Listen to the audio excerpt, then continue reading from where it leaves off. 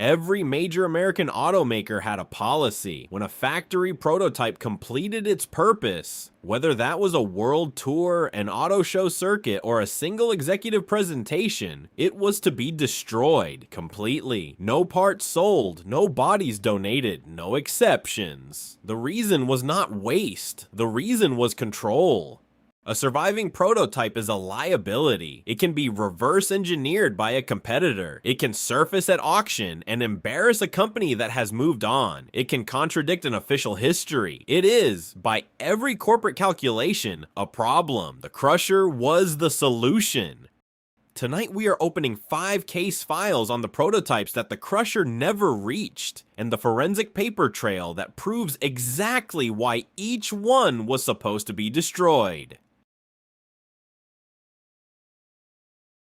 In January 1967, Harry Bradley, a designer at GM who moonlighted for Chrysler's show car program, delivered a finished vehicle to the Dodge stand at the Chicago Auto Show. It was not a car. It was not a truck. Dodge's own promotional materials called it simply the DEORA.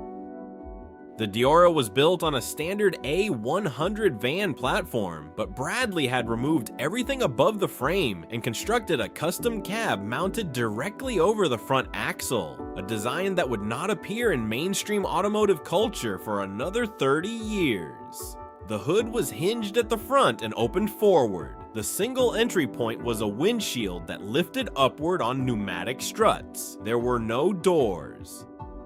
It toured the show circuit for 3 years. When the tour ended, Chrysler's standard protocol applied. The car was to be returned to the manufacturer and destroyed.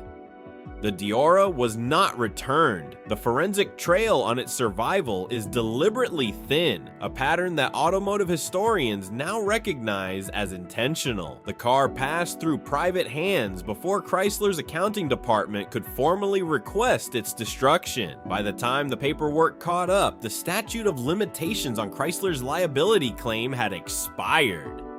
The DEORA, if it ever came to market, would open at 7 figures. The Crusher never got it. Neither will any private collector.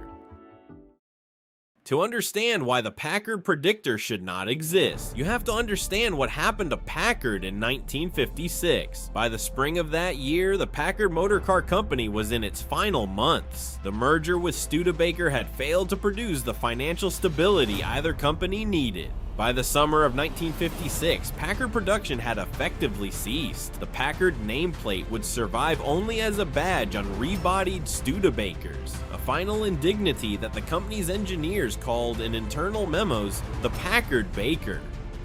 In February 1956, months before the collapse became public, Packard had unveiled the Predictor at the Chicago Auto Show. The Predictor was built by Ghia in Turin on a Packard Caribbean platform. It featured a retractable hardtop that disappeared into the trunk at the push of a button, reversible front seats that could swivel to face rearward, a wraparound rear window, and swiveling headlights that tracked the direction of the steering wheel.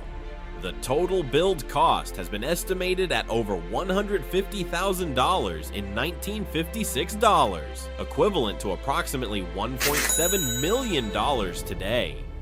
When Packard collapsed, every asset was liquidated. Show cars were considered assets. Show cars were, by definition, scheduled for liquidation.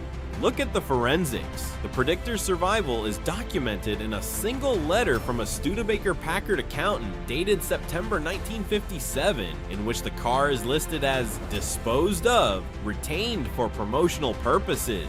That accounting classification, promotional purposes, is the paper trail that saved it. Someone decided the car was worth more alive than crushed.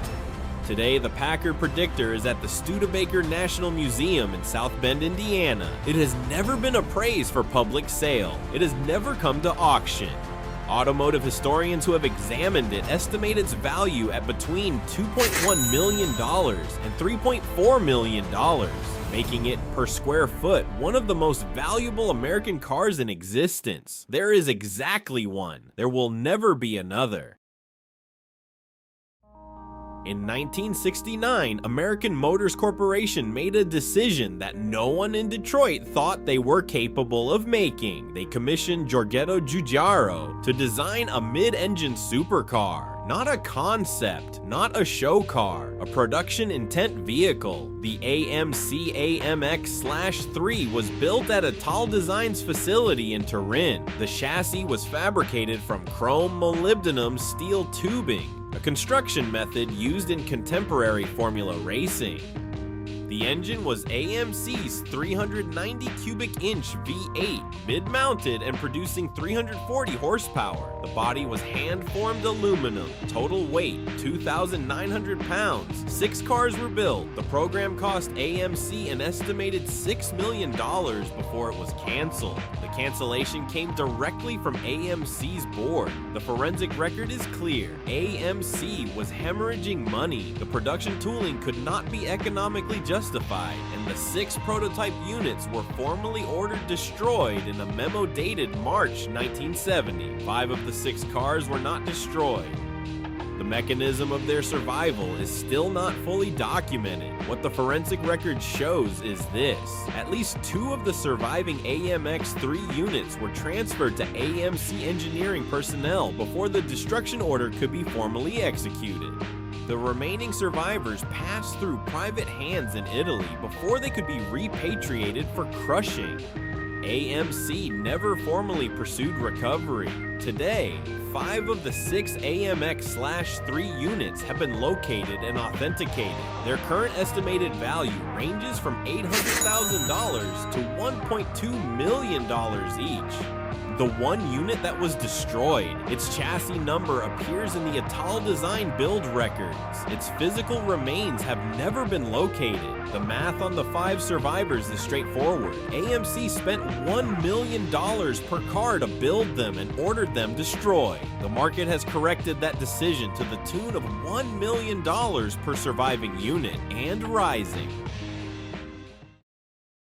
In the summer of 1964, Pontiac's chief engineer, John DeLorean, yes, that DeLorean, authorized the construction of 2 prototype vehicles under the internal designation XP833. The program had one objective: to determine whether Pontiac could produce a sports car that would compete with and potentially replace the Chevrolet Corvette in GM's lineup. The result was the BANSHEE, a fiberglass-bodied 2-seater with a 230 cubic inch overhead, cam 6 producing 207 horsepower, lighter than the Corvette, narrower than the Corvette, by every engineering metric that DeLorean's team documented, faster through corners than the Corvette.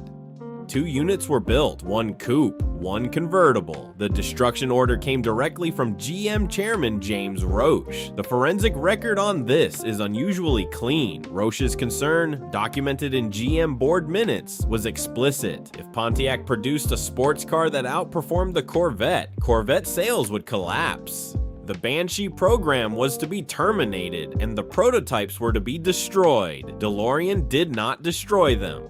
To understand how they survived, you have to understand what DeLorean understood about institutional memory. By the time GM's administrative staff had processed the destruction order, DeLorean had ensured both units were classified under a separate engineering research budget. The paperwork created enough bureaucratic distance that the physical cars were transferred to private custody before the crusher order could be formally executed. Both BANSHEE prototypes survive today. Neither has come to a public auction. Automotive appraisers who have examined both units estimate their value at between $1.8 million and $2.6 million each, based on comparable GM prototype sales and the documented DeLorean connection. James Rush signed the death warrant. John DeLorean filed it incorrectly. The BANSHEE is the reason we have a paper trail at all. Case number 1 is not just a survival story, it is the most documented transformation in American automotive history. In 1955, the Ford Motor Company commissioned Gaia, the same Turin coach builder that built the Packard PREDICTOR, to construct a show car for Lincoln. The budget was $250,000, approximately $2.9 million in today's dollars. The car was hand-built by 18 Ghia craftsmen over 14 months. The result was the Lincoln Futura. The Futura was a two-seat open cockpit vehicle with a 368 cubic inch V8, a dual bubble canopy reminiscent of a fighter jet, and a body line so radical that contemporary automotive journalists described it as automotive science fiction. It toured the auto show circuit for 2 years. It appeared in the 1959 film It Started with a Kiss, driven by Glenn Ford, and then it sat. By 1965, the Futura was a decade old. Ford had no further use for it. The car had been in storage at a facility in Sylmar, California, and was considered a liability, not an asset. Look at the forensics. The transfer document that saved the Lincoln Futura is a matter of public record. On July 19, 1965, the Ford Motor Company sold the Futura to custom car builder George Barris for exactly $1. Barris had 15 days to deliver a Batmobile for ABC's new television series. He had the Lincoln Futura, a welder named Dick Corks, and a body shop in North Hollywood. The Batmobile that America watched on television for 3 seasons. The car that defined the visual language of Batman for an entire generation was a Lincoln Futura that Ford had decided was worth $1. The forensic smoking gun is in what happened next.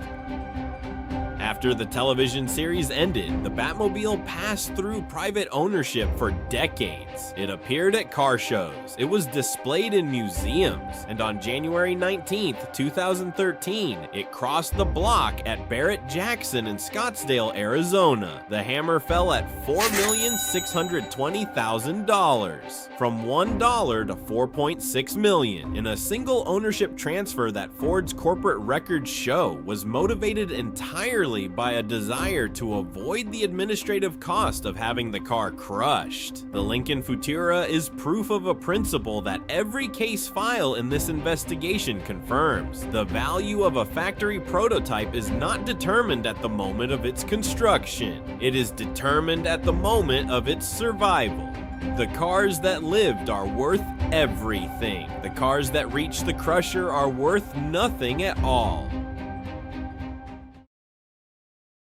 5 case files, 5 destruction orders that failed, the DEORA hidden behind a bureaucratic classification, the PREDICTOR saved by an accountant's notation, the AMX/3 dispersed through Italy before the paperwork arrived, the BANSHEE filed incorrectly by a man who understood how institutions work, the Futura sold for $1 to a man who knew exactly what he had. In every case, the mechanism of survival was the same. Someone decided the car was worth more as a living object than as scrap. They were right by a margin of millions of dollars.